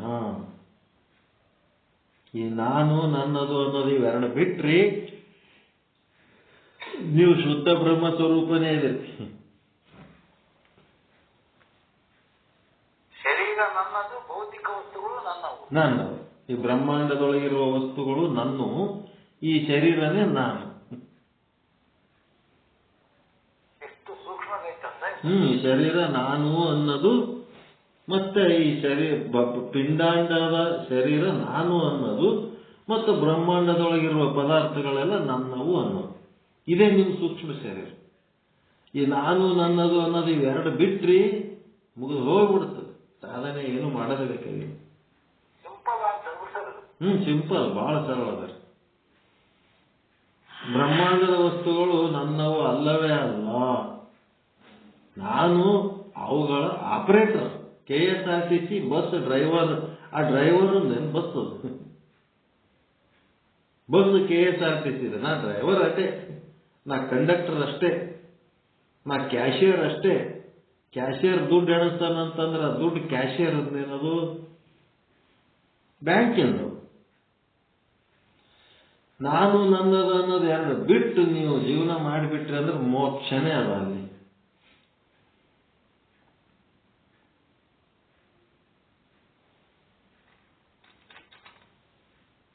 ಇದೇ ನಾನು ನಾನು ಅಂದ್ರೆ ಹೆಂಗಂತೀವಿ ಅದಕ್ಕೆ?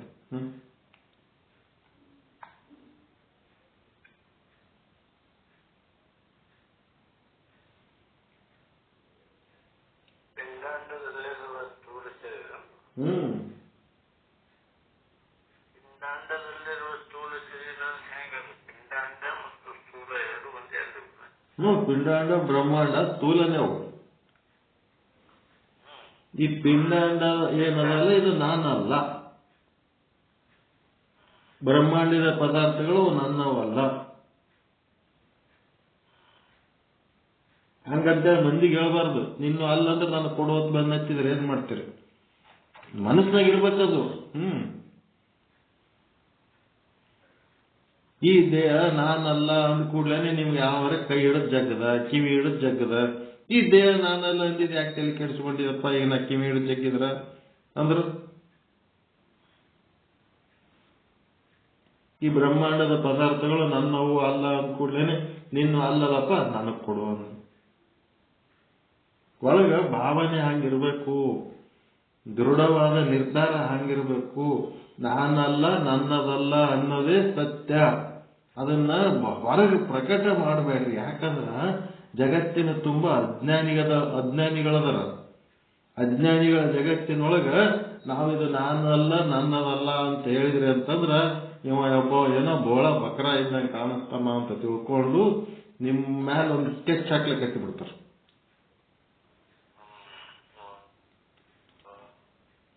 ಹೊರಗೆ ಪಕ್ಕ ಹೋರಾಟ, ಹೊರಗ ರಣರಂಗ, ಒಳಗೆ ಶಿವಲಿಂಗ. ಬಳಸದಿರೋ ಅದ್ವೈತವನ್ನು ಬಾಹ್ಯದೋಳು. ಹೊರಗೆ ವ್ಯಾವಹಾರಿಕವಾಗಿ ಎಲ್ಲರೂ ಹೆಂಗಿರ್ತಾರೆ ಹಂಗೆ ವ್ಯಾವಹಾರಿಕ ಬದುಕು ಮಾಡ್ಬೇಕು. ಒಳಗೆ ಆನಂದ ಇರ್ಬೇಕು.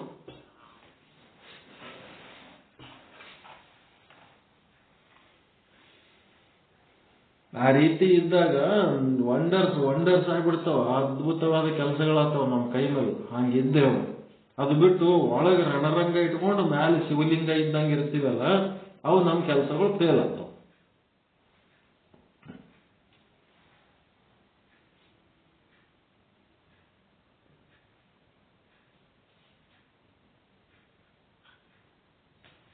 ಹಿಂಗದ ನೋಡ್ರಿ.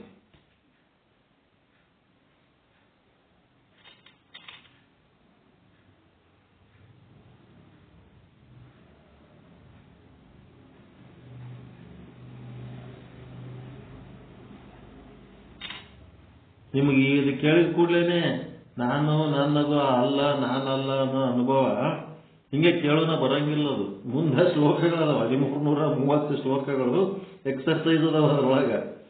ಅವು ಹಂಗೆಲ್ಲ ಕೇಳ್ಕೋತೋದಂಗ ಕಡಿಗೆ ಆ ಅಭಿಪ್ರಾಯ ಬರ್ತದ. ಈಗ ಸದ್ಯ ಈ ಸಿದ್ಧಾಂತ ಶಿಖಾಮಣಿ ಓದಿದ್ರ ನಿಮಗೆ ಏನ್ ಆಗ್ತದಪ್ಪ ಅಂತ ಹೇಳಕತ್ತಾರ ಈಗ ಅಷ್ಟೇ. ಇದು ಹ್ಯಾಂಗ್ ಬಿಡ್ಬೇಕು, ಹಿಂಗ್ ಹೇಳಿದ್ರು ಅಂತಂದ್ರೆ ಹ್ಯಾಂಗ್ ಬಿಡ್ಬೇಕನ್ನೋದು ಮುಂದೆ ಹೇಳ್ತಾರ. ಈಗ ತಲೆ ಕೆಡಿಸ್ಕೋಬೇಡ್ರಿ, ಅನ್ನೋದು ಅಷ್ಟೇ. ಈ ಸಿನಿಮಾ ನೋಡಪ್ಪ ಚಲೋ ಅದ ಅಂತಂದ್ರೆ ಅದ್ರಾಗ ಏನದ ಅಂದ್ರೆ ಸೂಕ್ಷ್ಮದಾಗಿ ಹೇಳ್ತಾರಿಲ್ಲ, ಒಂದು ಸಿಂಪಲ್ ಸ್ಟೋರಿ. ಹಾಂಗಿದು ವೇದಘೋಷ. ಆ ವೇದಘೋಷದ ಅರ್ಥ ಮುಂದೆ ಹೇಳ್ತಾರೆ. ಜೋ ಸುಖ ನಿತ್ಯ ಪ್ರಕಾಶ ವಿಭು ಅಂತೇಳಿ ಹಾಡ್ತೀರಿ. ಆ 7 ಶ್ಲೋಕಗಳ ಅರ್ಥನೇ ಮುಂದೆ 7 ತರಂಗಗಳಾಗ್ಯಾವ. ಹಂಗ ಇಲ್ಲಿ ಸಹಿತ ಈ ಒಂದು 12 ಶ್ಲೋಕಗಳ ವೇದಘೋಷಣೆ ಇಡೀ ಸಿದ್ಧಾಂತ ಶಿಖಾಮಣಿಯ ಒಂದು ಜಿಸ್ಟ್. ಇದು ಅಷ್ಟೇ, ಟಿಪ್ಪಣಿ ಇದ್ದಂಗೆ. ಮುಂದೆ ಎಲ್ಲ ಹೇಳ್ಕೊತ ಹೋಗ್ತಾರೆ ನೀಟಾಗಿ.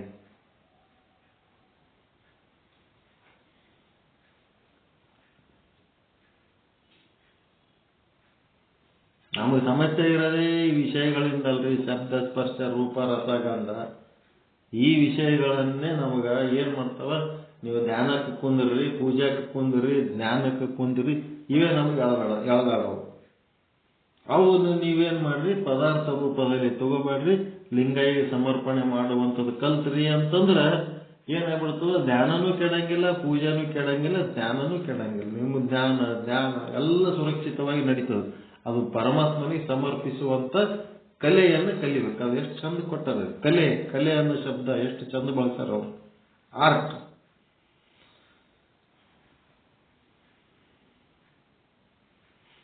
ಓಕೆ. ಪರಮಾನಂದ ಪ್ರಾಪ್ತಿ ಭವ, ಸರ್ವ ದುಃಖ ನಿವೃತ್ತಿ ಭವ, ಇಷ್ಟಾರ್ಥ ಸಿದ್ಧಿರಸ್ತು. ಯಶಸ್ವಿ ಭವ ಯಶಸ್ವಿ ಭವ. ಜಯ ಶುದ್ಧ ಬ್ರಹ್ಮ, ಜಯ ಜಯ ಶುದ್ಧ ಬ್ರಹ್ಮ. ಓಂ ಶಾಂತಿ ಶಾಂತಿ ಶಾಂತಿ. ಎಲ್ಲರಿಗೂ ಶರಣ ಶರಣಾರ್ಥಿ. ಎಲ್ಲರಿಗೂ ಶರಣ ಶರಣಾರ್ಥಿ. ಜಯ ಶುದ್ಧ ಬ್ರಹ್ಮ, ಜಯ ಜಯ ಶುದ್ಧ.